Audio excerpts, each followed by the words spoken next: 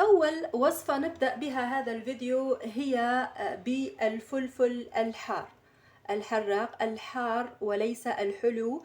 توجد بالقناة وصفة كذلك بالفلفل الحلو، وهي كذلك كانت ذات نتائج رائعة وفعالة، حيث يتميز الفلفل الحار باحتوائه على أحد مركبات تحفيز نمو الشعر، وهي الكابساسين. طبعا هذا المكون يلعب دور كبير في تحفيز الدورة الدموية إلى بصيلات الشعر، مما يضمن وصول الغذاء إلى الشعر. طبعا هذه الوصفة كذلك تساهم في تحفيز بصيلات الشعر النائمة، يزيد كثافة الشعر، إنبات فراغات مقدمة الرأس. من أهم الفوائد التي يحملها الفلفل الحار للشعر أنه كذلك فعال في زيادة طول الشعر، يعالج مشكلة الصلع لأنه ينشط الدورة الدموية في فروة الرأس، ويزيد من نمو الشعر وإنباته.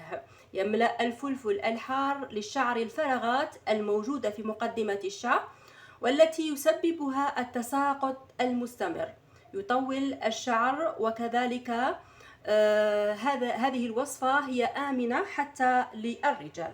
طريقة عمل هذه الوصفة: نأخذ قرن واحد فقط من الفلفل الحار، يمكن استعمال اللون الأحمر أو الأخضر، ولكن قرن واحد فقط يكفي لكوب من زيت الزيتون، أي بالمعنى كأس زيت زيتون. نقوم بتقطيع قرن الفلفل الحار إلى قطع صغيرة بهذا الشكل، ونأخذ أي برطمان يفضل أن يكون من زجاج، وإن توفر داكن اللون نستعمل برطمان داكن اللون، ونضعها ونضيف عليها مباشرة كوب من زيت الزيتون، أو يمكن استعمال زيت جوز الهند أو زيت الأرغان أو زيت الذرة، أي زيت الطبخ الذي تستخدمينه بشكل يومي في المطبخ. وبعدها نحكم إغلاق البرطمان جيدا، ويوضع في مكان مظلم بعيد عن أشعة الشمس لمدة 10 أيام.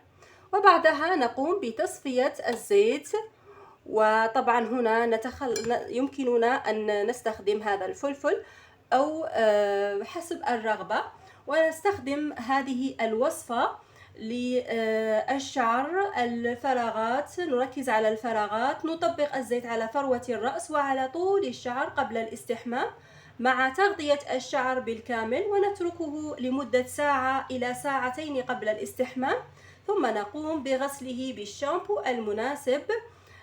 ونكرر استعمال هذا حمام الزيت إلى 3 مرات في الأسبوع.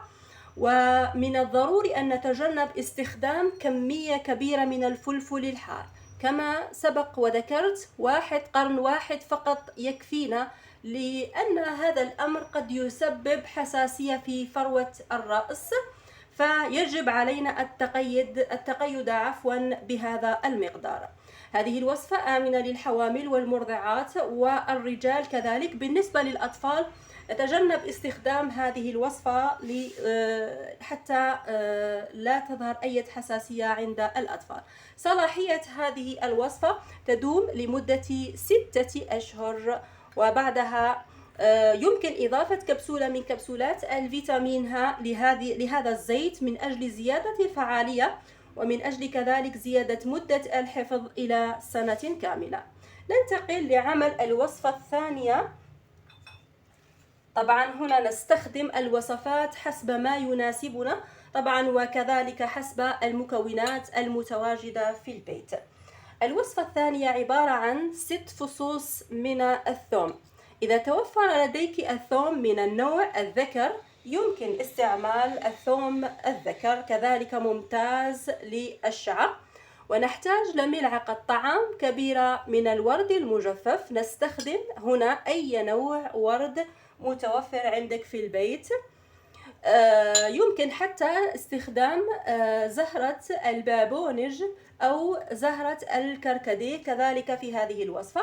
نأخذ فصوص الثوم بقشرها بهذا الشكل، ونضيف عليها ملعقة طعام كبيرة من الورد المجفف، كما يمكن استبدال الورد المجفف هنا بالخزامة أو اللافندر. هنا دور الورد رائع للشعر، ينبت الفراغات ويطيل الشعر، وكذلك هنا إزالة تامة لرائحة الثوم.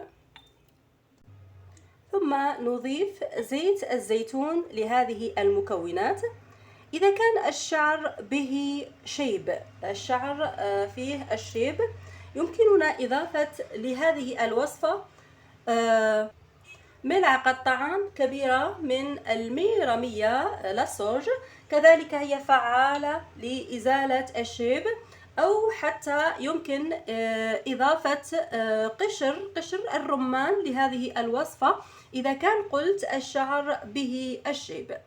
نأخذ هذه البرطمان ونحكم إغلاقه، ثم نقوم برج البرطمان جيدا يوميا. يمكن رج البرطمان صباحا ومساء بهذه الطريقة، ويوضع في مكان مظلم وجاف، وبعد 3 أيام فقط يمكننا استعمال الزيت، ولكن لا نقوم بتصفية هذه المكونات، نتركها من أجل زيادة الفعالية. كما يمكننا إضافة كبسولة من كبسولات الفيتامين إي لهذه الوصفة، الفيتامين أو، لزيادة فعالية الوصفة، وكذلك من أجل زيادة صلاحيتها إلى سنة كاملة. وكذلك يمكن إضافة ملعقة من الزيت، زيت الفيتامين إي. فيتامين إي عبارة عن زيت وليس كبسولة، تكون بمقدار ملعقة صغيرة. أو يمكن كذلك إضافة الأوميغا 3 لهذه الوصفة. الأوميغا 3 لديه خصائص رائعة لإنبات فراغات مقدمة الرأس، تطويل الشعر، له فوائد كثيرة لا تعد ولا تحصى. هذه الوصفة كذلك هي آمنة بالنسبة لوصفة الثوم والورد، آمنة للحوامل والمرضعات، وكذلك الرجال وحتى الأطفال الصغار يمكن استعمال لهم هذه الوصفة، وصفة الثوم والورد، من سن 2 فما فوق. بالأخير لا تنسوا مشاركة هذا الفيديو مع باقي الأصدقاء كي تعم الفائدة. أترككم في رعاية الله وحفظه، والسلام عليكم ورحمة الله وبركاته.